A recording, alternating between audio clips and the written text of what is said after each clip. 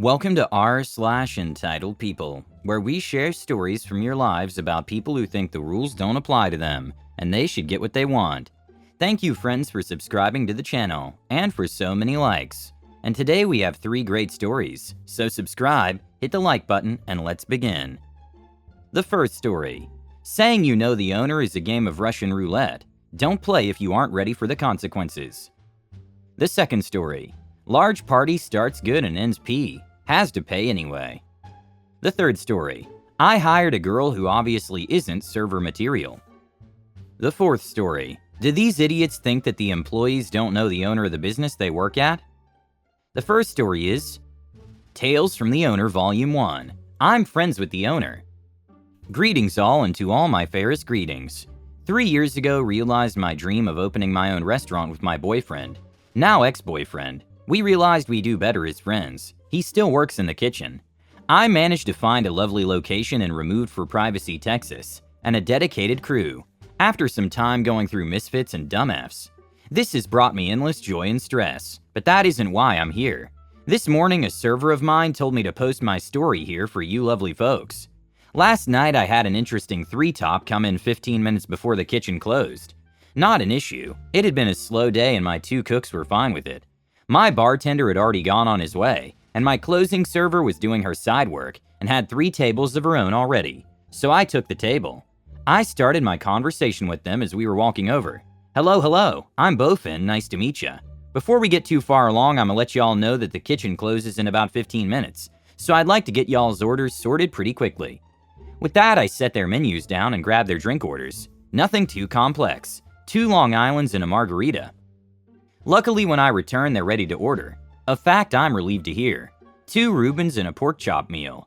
Margarita, that's what I'll be calling him, seemed to be a standalone from his brother and sister. A fact I learned from a little small talk. Margarita also had a few nitpicks and changes to his pork. No problem, just gonna make his food take a minute or 2 longer. I asked them again if they want any appetizers, reminding them the kitchen will be closed in 10 minutes now. They assured me they were fine.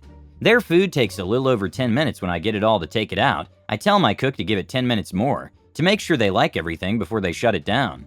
Heading back out, I dole out everyone's food, and ask if everything looks alright. Long Island sister, LIS, asks for a Diet Coke, and hands over her half-full Long Island, which I mark as a refill just to save her a little money.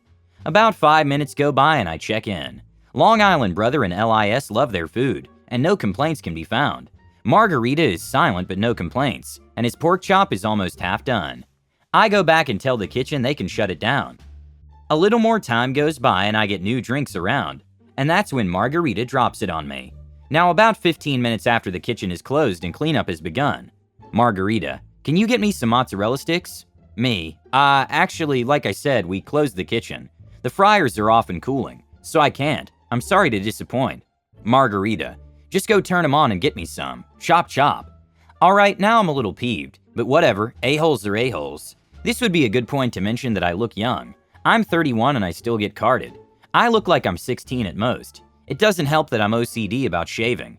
I don't look good with a beard. Me, sir, I can't do that. The kitchen is already cleaning and I can't stop their work. Margarita, now listen here, son. Peeve me off further. I happen to be friends with the owner, so you might want to get me my food. I grin wide. In the 3 years I had owned this place, I had waited for this moment. Having it used on me when I was just a server myself, the I'm friends with the owner peeves me off to no end. Me, are you really? I feign shock and awe. Well, I'm certainly sorry, sir. I watch him get very smug, but I'm the owner and don't remember meeting you before.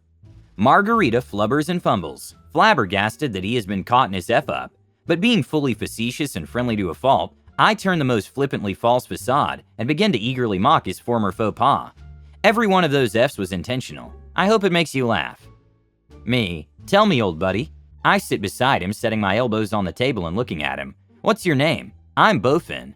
Oh, I do hate this forgetful mind of mine. Did we meet at church? Are you an old coworker? Or maybe from high school?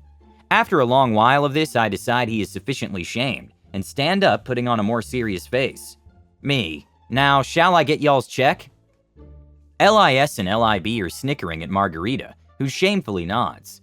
I return with their check and head back to clean my mess at the bar. When I return, they've left their payment in cash with a large tip, and a note from LIS and LIB saying that Margarita needed to be taken down a peg.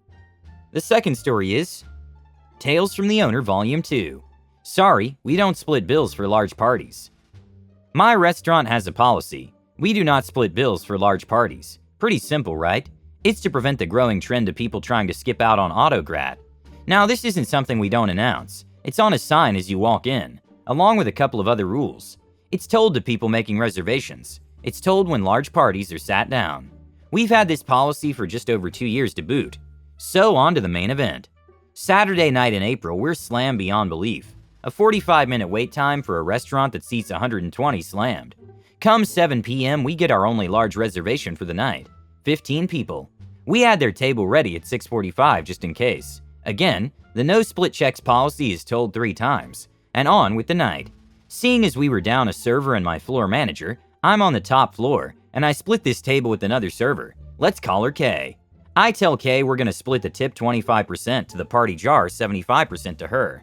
Now, if I were to make an educated guess, that's an $80 tip with autograt, $60 direct into her pocket. But not for these fellows. See, it seems it's not a single, not a double, but a triple birthday. Everyone goes nuts. The booze falls like rain.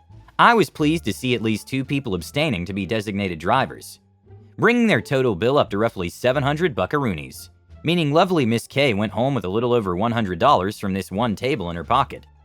As things settle and we finally start to slow down, I have my hostess cut me so I can get all my tables out until it's just the big table. I had paperwork to finish after all. Gotta get that payroll in. 2 hours later, I ask Kay if she can finish up solo. Kay's a total bad A, so I know she can handle it, but I still wanted to make sure she was okay with it. Now, this table so far had been awesome. Lots of laughs, patient, no super complex orders, or overly needy people, and it was almost over with. So she jumps on it. Big easy table with a guaranteed payout? I can see why. Cue to about 20 minutes later, I'm sitting in my office, working on the next schedule, and listening to a little music, when Kay knocks on my door. Kay, hey B and Bowfin, they ain't too happy about the no split checks policy. Me, I knew tonight was going too well. Kay, an eye roll only a server with 20 plus years of experience can accomplish. I sigh and put on my big boy britches, and head back out on the floor. Me, what seems to be the issue, y'all? Birthday boy number 1. Well, now it's that no one will get us the manager. Me, well actually I'm the owner. My floor manager's out tonight, so you'll have to deal with me. BB1 scoffs. Me, so what's the problem, ladies and gentlemen? BB2, well you see we asked Kay to split our checks and we were told she can't. Obviously being the owner, you can. Me, I can, but I won't. BB2, well why not? Me, you were given 3 chances to turn back. There's a sign on the door, and as I sat you, I told you we do not split checks. BB3, then take off the autograt. We didn't agree to that. Me, actually, you did. That's on the sign as well, and it's common practice in most restaurants, so you can't say you were unprepared. At this point, BB1 is a full-on tomato. If steam could come out of his ears, it would have, whistle and all. BB1, then we're going to leave. Me, interesting idea. Not a good one, though. Last person who did that enjoyed some jail time and a fine, and had to pay us regardless. If you slip out on a $700 bill, I will call the cops. And a fun little tidbit, they respond very quickly when it's a restaurant that gives half off to cops, EMS and firefighters. BB1, 2, and 3 all lose color in their faces. Me, we can take multiple forms of payment. Either way, pay up and have a nice night. And I left. No more point in dealing with them. For those of you wondering, the party jar is a big old pickle jar that I put any tips I receive into. Every once in a while I use the money within to throw a little party for my crew on our off days. Sundays, usually pizza and booze, lasts for 5 to 7 hours. So no tip money goes into my pocket. And I know it's easy to split a check. Sadly, there's a nasty habit growing in my area where people believe their business alone makes up for their time, and effort required to properly see their needs.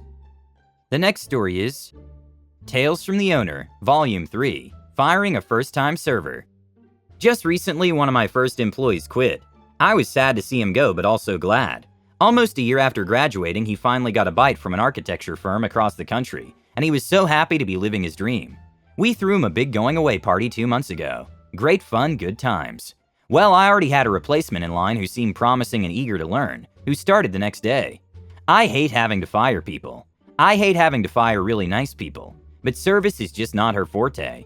I have her final check cut and sitting in front of me. She's gonna get it when she comes in to check the schedule on Monday. I understand this story is probably going to get me hate, but I figured if anyone would understand my reasons for firing her, you guys will. I will call her Kim.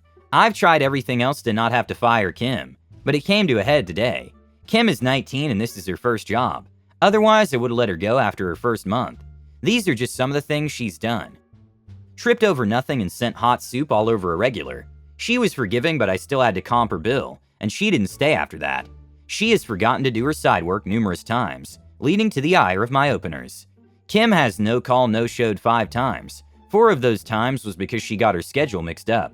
Again, this is her first job, so I let it slide with a stern lecture. She didn't understand why people were angry. She took a 15-minute break in the middle of our dinner rush without letting anyone in charge know. Twice. She's constantly snacking during her shifts, not even keeping her food in the break room, which I explained to her is a big no-no if we get a health inspector. Clogged a prep sink by pouring grits down it Saturday night. It sat there until Monday morning when the next shift came in. But yesterday was the final straw. Kim came in 30 minutes late to her scheduled shift, 4 to close. I called her 5 days ago and asked her to come in an hour early, 3 to close, so another server could take her son to a doctor's appointment. She said that was great and she needed the hours. I reminded her again the night before. After she arrived, I found her sitting in the break room on her phone 3 times, when there were at least 50 other things she could be doing. Then she bought some cold entrees to table 3, leading to one table throwing an effing fit. Y'all, Kim's a sweet girl and not a bad person by any means. I just feel horrible to have to fire her, and I figured this was the best place to vent. And the last story is, EM wants me to seat her in her party of 18 right now. So at my previous job, I, 19 female, was only a hostess. I worked downtown in a fairly popular family-owned Mexican restaurant. We had a rule that after 3 p.m., parties needed to be complete before we even began looking for tables to put them at.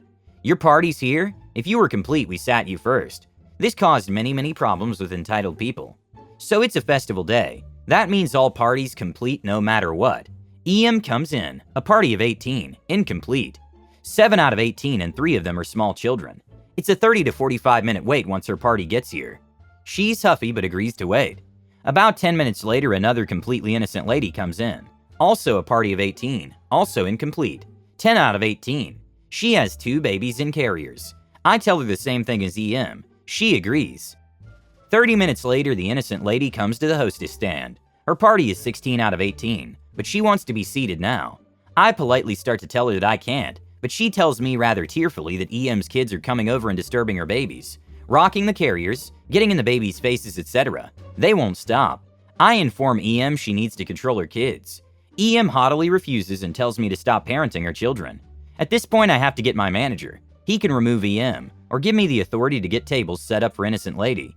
He tells me, set up the table, and tells her she can have a free appetizer for her trouble. I do the things. I head back out front and sit with the lady. I come back and EM is at the hostess stand, red in the face. EM, why did you seat her? I've been here for 45 minutes. I have kids. Me, ma'am, your party is still 9 out of 18. Her party was too short, and your children were disturbing her babies after being warned not to. EM, I want you to seat me right now, you hateful bee. I know the owner. Me, that's nice, ma'am. Perhaps he can help sort this out. Let me go grab him. EM, wait, what? It being a small restaurant, getting owner was an easy task.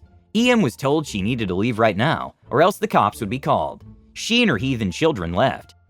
Thank you for watching. Subscribe, hit the like button, and have a good day.